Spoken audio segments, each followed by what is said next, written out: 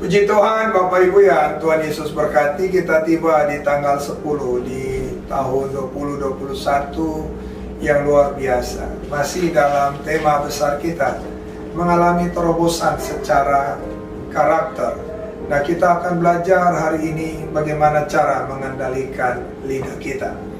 Ayat pembacaan dari Yakobus pada pasal yang ketiga, pada ayat 1-12, tetapi saya ingin kita baca ayat 8 sampai ayat yang ke-11 saja. Pada ayat yang ke-8, tetapi tidak seorang pun yang berkuasa menjinakkan lidah. Ia adalah sesuatu kuasa yang tidak terkuasai dan penuh racun yang mematikan. Dengan lidah kita memuji Tuhan Bapa kita, dan lidah kita mengutuki manusia yang diciptakan menurut rupa Allah. Dari mulut yang satu keluar berkat dan kutuk. Hal ini saudara-saudaraku tidak boleh terjadi demikian. Adakah sumber memancarkan air tawar dan air pahit dari mata air yang sama?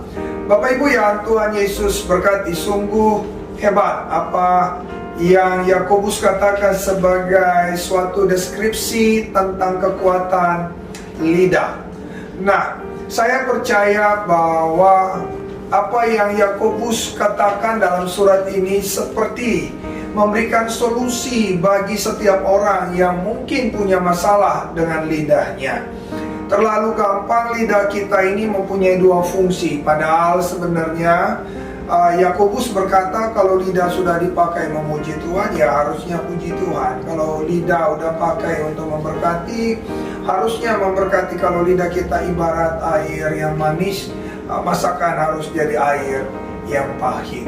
Nah, kira-kira tips apa yang kita bisa lakukan supaya kita bisa mengendalikan lidah kita? Saya ingin berbagi ini sederhana buat Bapak Ibu. Ini saya lagi hidup. Yang pertama, cara saya bisa menguasai mengendalikan lidah, saya dimulai dari pikiran saya. Karena saya yakin apa yang kita pikirkan itu otomatis akan apa kita katakan atau apa yang akan kita lakukan. Karena itu tips pertama bagaimana cara kita mengendalikan lidah adalah Filipi 4 ayat 8. Pikirkanlah segala yang baik, segala yang indah, segala yang mulia, segala yang patut disebut kebajikan. Pikirkan semuanya itu. Mulai dulu dari pikiran. Ya, kalau kita pikirannya jorok, pasti kata-kata yang keluar pasti jorok, Bapak Ibu. Kalau kita udah kalah di pikiran, kita negatif thinking dengan orang, gak heran kata-kata produk, kata-kata yang keluar dari mulut kita pun pasti kata-kata yang menyerang, kata-kata yang menyelekit orang kiri kanan kita. Jadi Bapak Ibu yang Tuhan Yesus berkati, untuk bisa mengendalikan lidah, belajar mengendalikan pikiran. Yang kedua, kita lihat di ayat pembacaan tadi.